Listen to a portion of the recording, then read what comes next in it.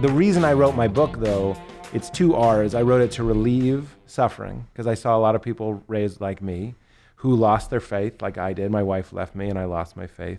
Oh, this is your second wife?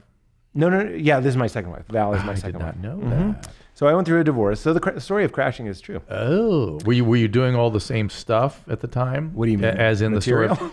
No, trying to get comedy going. You know, Basically. is that autobiographical? We turned the clock back a little bit to make the story better. Yeah. I was a little bit more advanced as a stand-up when Yeah. my wife left. Yeah. I was just about to do colleges, so I was basically in season 2 when I was in season 1. And the guy that she cheated with, was he as much of a shithead as he was in the? No, we changed the guy very much. I actually liked the man that she left me for, and Damn. I still think he's a fine person. That me fucked my wife. That me fucked the me that's my wife.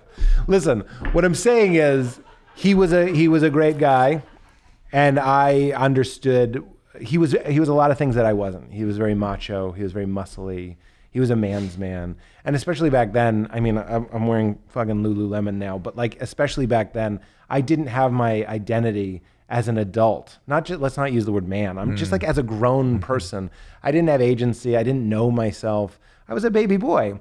And I look back now, and this is another big part of Comedy Sex God, as my wife leaving me as a graceful thing, as a necessary suffering. Oh, I'm sure, because you're so great with your wife now. Why instead of your would you kids. change? This is Richard Rohr, the Franciscan friar. Why would you change without suffering? You won't. If you don't suffer, you won't change.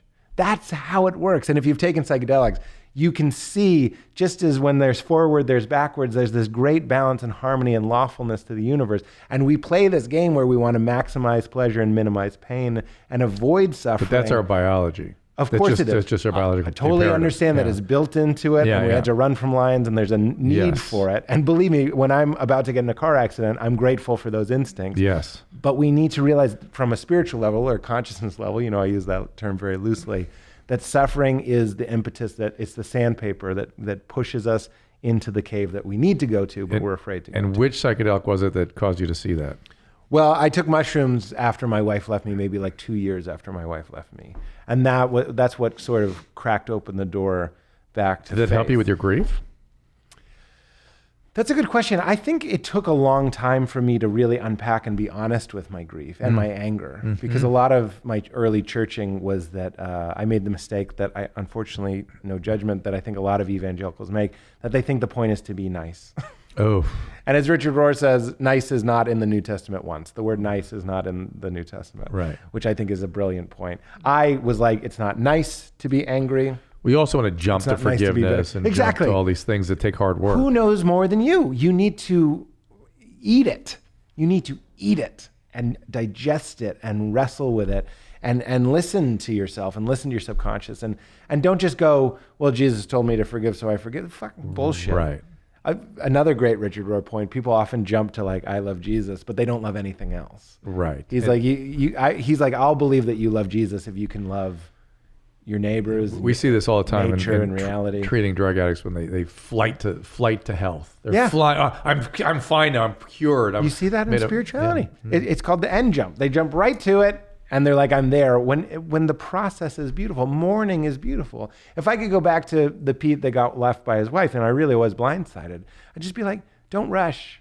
Sit with it. Did she do a ghosting on you? Did she just disappear one day? No. Because apparently men do that. A lot of ghosting. Yeah, they'll just like after 20 years of marriage, just the wife comes home, it's like, where's this guy? Oh, interesting.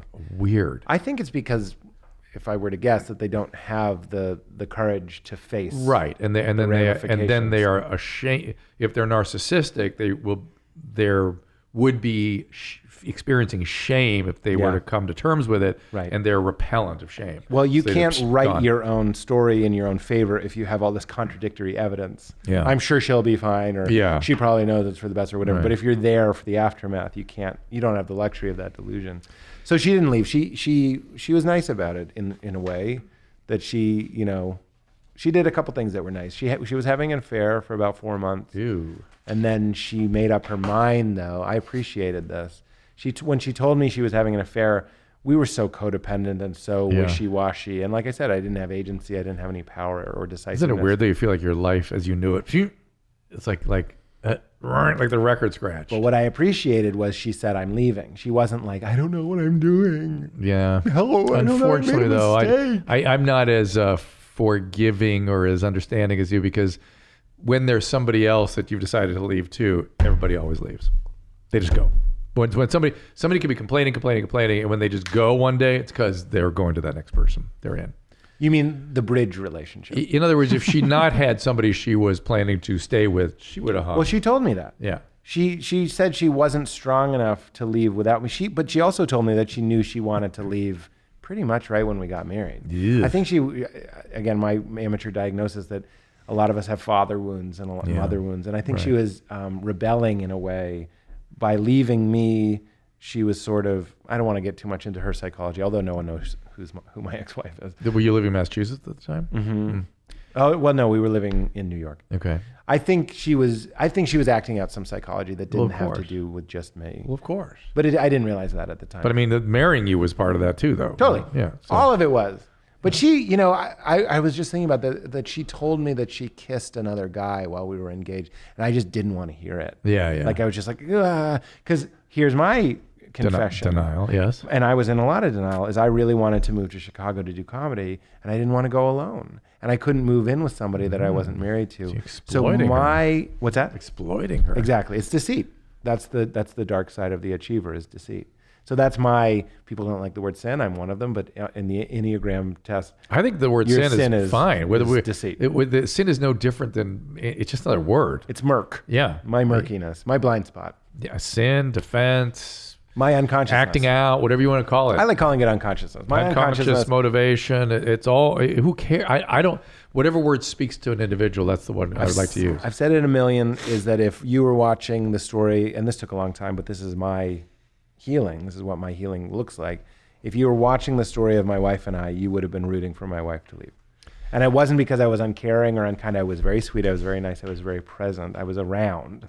I don't know about present in a deep way, not in a Dr. Drew way, but I was there. People always think because I must have been touring or something. It wasn't that. I was just a baby boy. I got married when I was 22, and I understand and forgive her now.